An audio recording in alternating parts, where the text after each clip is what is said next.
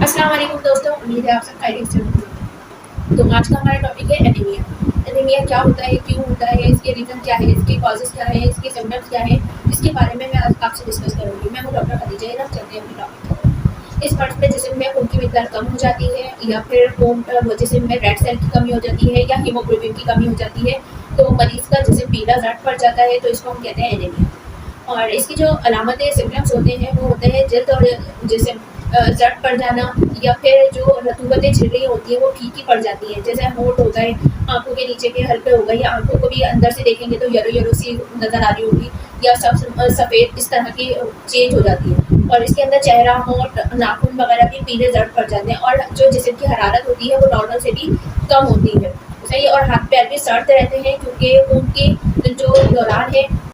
खून उनके हाथ पैरों तक के ज़्यादा नहीं पहुँच सकता, क्योंकि उनमें खून की कमी बहुत ज़्यादा होती है, और थोड़ा बहुत मेहनत करने से वो लोग थक जाते हैं, जिनकी धड़कन तेज़ हो जाती है, और टखनों में पैरों में शदीद दर्द होती है, कमज़ोर होते हैं वो लोग, बहुत ज़्यादा वीकनेस होती है, और हाजमा भी ख़राब रहता है, भूख नहीं लगती है, अक्सर कब्ज़ होता है,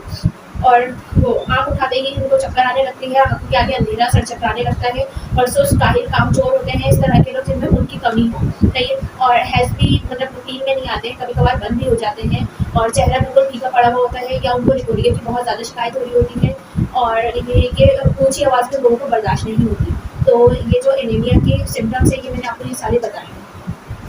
अब हम चलते हैं इसके कॉजेज़ के ऊपर, यानी कि इसके असबाब क्या होते हैं, किस वजह से इस तरह से होता है। या तो मरीज़ को जैसे ताज़ा हवा ना मिले, और वो आँखों अंधेरी,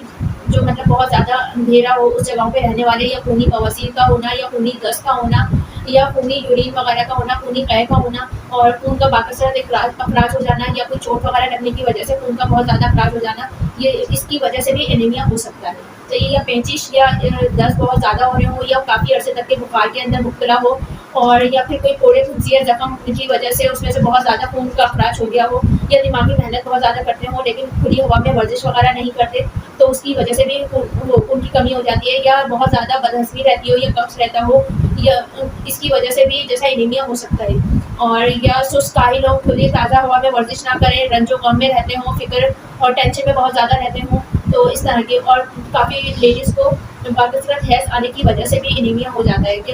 उसके अंदर हैज़ का मतलब मेंसेस बहुत ज़्यादा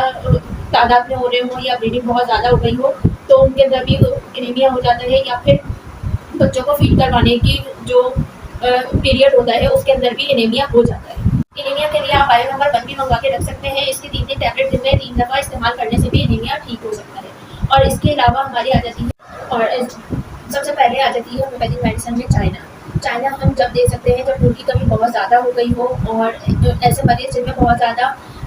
पानी की शिकायत रहती हो, या काफ़ी अर्से तक के वो मदर फीड करवा रही हों बच्चों को, और या फिर बहुत ज़्यादा कसरत हैज़ यानी कि मेंसेस बहुत ज़्यादा हो रहे हों, ब्लीडिंग बहुत ज़्यादा हो गई हो, और वो बहुत ज़्यादा कमज़ोर हो गई हो, अंदर से कमज़ोरी बहुत, और उनकी कमी बहुत ज़्यादा हो गई हो, आँखों के नीचे हल्के पड़ गए हो, तो हम चाइना इस्तेमाल करवाएँगे। उसके बाद आ जाती है कैलकेरिया फॉस। कैलकेरिया फॉस जब इस्तेमाल करवाएँगे जब मरीज़ा का चेहरा सब्ज़ हो, और जो नौजवान लड़कियों पर चेहरे पे रौनक ना हो, तो हम उनको कैलकेरिया फॉस 6X में इस्तेमाल करवा सकते हैं। होंठ और कान और नाक वगैरह भी बिल्कुल ऐसे येलो हो रहे हों जैसे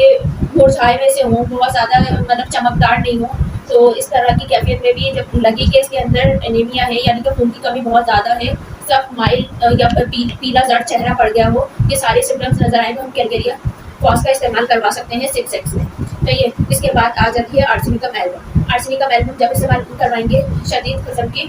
मतलब येलो चेहरा हो, पीला पड़ा हुआ हो चेहरा, और होंठ भी बहुत ज़्यादा सूखे हुए हों, या पहले जैसे कोई बुखार वगैरह हो गया उसके बाद बहुत ज़्यादा कमज़ोरी हो गई हो, इस वजह से भी, और बिल्कुल मरीज़ लाफिर हुआ हो, बहुत ज़्यादा कमज़ोर हो, वीकनेस बहुत ज़्यादा हो रही हो, और ये कि फौरी कमज़ोरी को कवर करती है, और ऐसे मरीज़ जिनको बार बार प्यास लगती है तो हम आर्सेनिकम एल्बम दे सकते हैं। आपके पेशेंट को कब्ज़ भी हो रहा होता है, चेहरा भी बहुत ज़्यादा दर्द हुआ होता है, और उसको बहुत ज़्यादा कमज़ोरी महसूस होती है, दिल की धड़कन बहुत ज़्यादा तेज़ होती है, फड़फड़ा रहा होता है, और चेहरा बिल्कुल येलो सा ज़र्द पड़ा हुआ होता है, दिल की धड़कन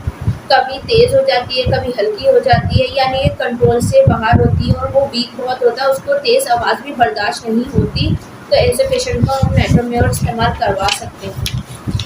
अगर किसी को अचानक से बहुत ज़्यादा खून की कमी हो गई हो और उसको पूरा करना हो, तो चुकंदर 1 किलो लेके उसके अंदर 4 गिलास पानी डालें, उसको बॉयल करें, उसका पानी निकालें और जब वो 2 गिलास रह जाए तो वो पानी निकाल लें। अब वो जो चुकंदर है वो आपकी मर्ज़ी है, आप खाएँ या ना खाएँ। जो उसका पानी है उसको नॉर्मल टेम्परेचर पे डाल के उसके अंदर नमक, काली मिर्चें और नींबू डाल के इस्तेमाल कर सकते हैं। इससे बहुत तेज़ी से खून कवर होता है, खून की कमी जो है वो पूरी होती है। चाहे वो प्रेगनेंसी में भी खून की कमी को पूरा करना हो तो इस तरह का नुस्खा बहुत ज़्यादा फ़ायदेमंद है। देखिए, ज़रूरी हिदायत ये है कि अगर मरीज़ का जो भी असबाब है खून की कमी के यानी कि एनीमिया के जो भी असबाब हैं उसको दूर करने की कोशिश करें और अगर उसका हाजमा ख़राब है तो उसको ठीक करें या कब्ज़ है तो उसको रफ़ा करें। ग़िज़ा ज़र्द हज़म यानी कि ग़िज़ा अच्छी दें कि वो जल्दी हज़म करे, उसको कोई इस तरह की प्रॉब्लम ना हो, ना कब्ज़ हो, ना सीने में जलन वगैरह हो। ताज़ा खुली हवा में रखें मरीज़ा को और मरीज़ा हमेशा दिल जो कमज़ोर होते हैं, कमज़ोर दिल के होते हैं, उनको इस तरह के गम और फ़िक्र से दूर रखें और जिस्म पर मालिश करना भी और रोज़ाना गुस्ल करना भी सेहतमंद और है ना खून की कमी को पूरा करता है। नहाने के बाद जिस्म को तौलिए से खुशक करना ज़रूरी होता है और ये सब मुफ़ीद और ज़रूरी बातें हैं जो मैंने अभी आपको बताई। ठीक है, मिलते हैं नेक्स्ट टॉपिक पे, जब तक के अपना ख्याल रखिएगा। अल्लाह।